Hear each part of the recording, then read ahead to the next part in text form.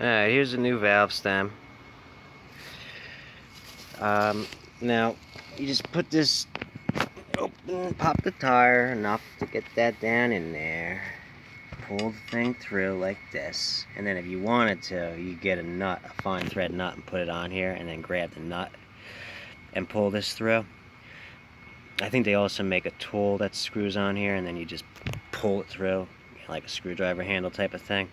Just make sure you don't drop that down in there. If you drop that down in there and lose it down in there, good luck trying to fish that out.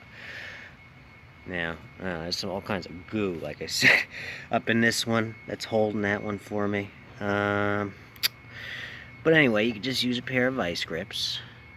That's what I usually do. Just use a pair of vice grips gently. So that's all I'm going to do.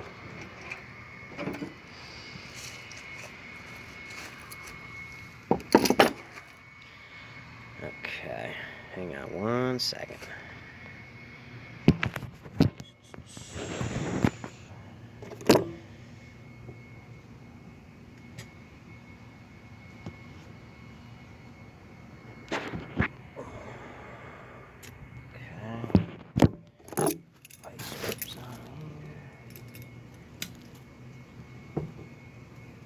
Lock those vice grips on that. Oh, wasn't even tight enough yet. Don't fall down in there.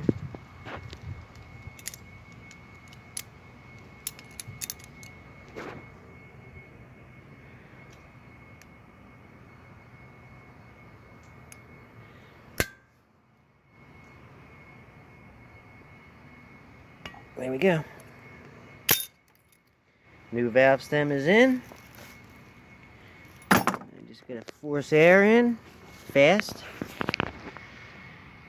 And this tire will be fixed. And it will hold air.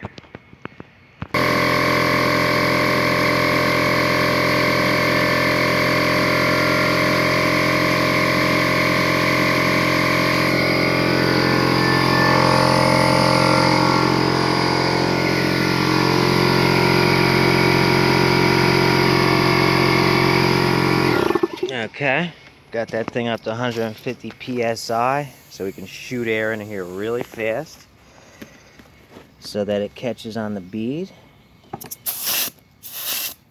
There it goes. Ah, dropped on the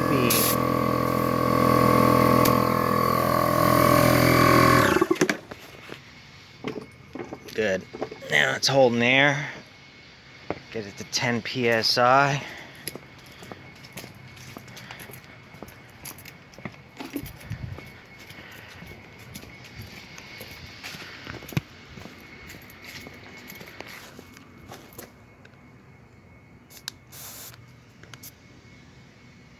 Eight and a half.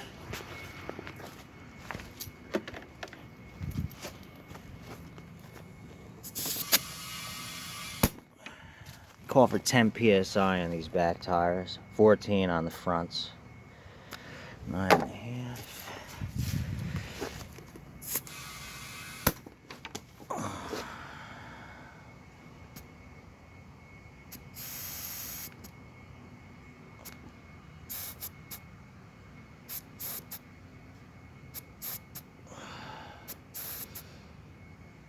Okay, good.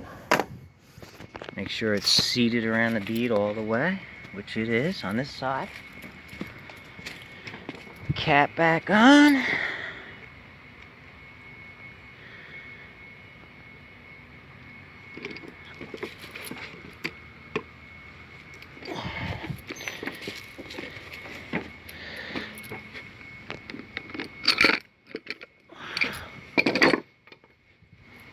This tire removal tool comes in really handy.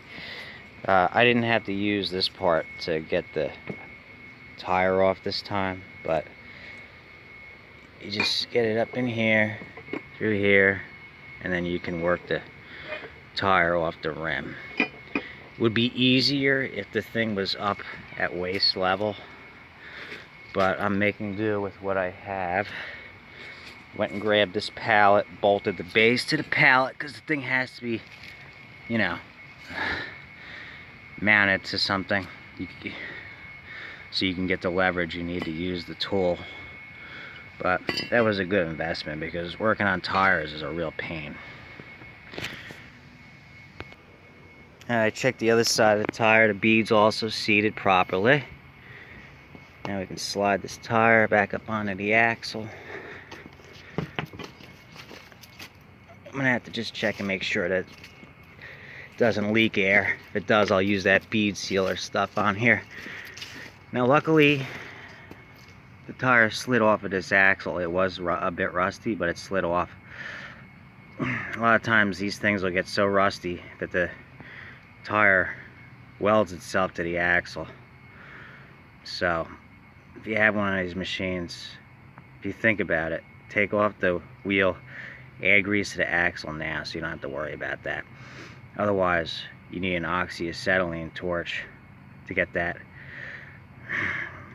wheel off the axle with the heat and quench method. So, which I invested in one because, you know, you got to be able to get these rims off of these axles to work on this stuff. So, anyway,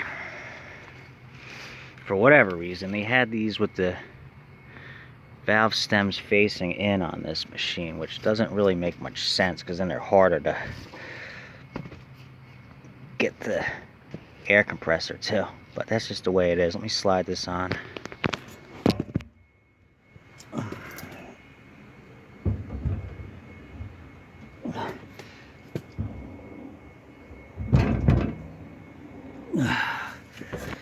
Make sure you don't lose that keyway on the axle. If you lose it, the tire will just spin.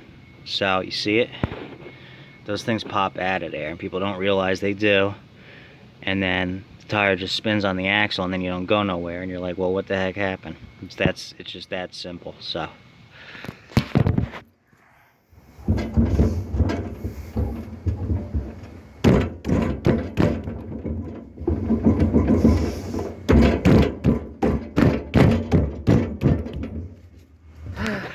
Okay, it's back on. See, the axle is also turning.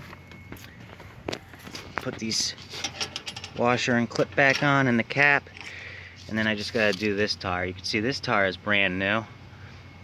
It's leaking air from the bead, so I'm gonna put that bead sealer on this one, and then this one will be good to go. And then that's about it. Okay.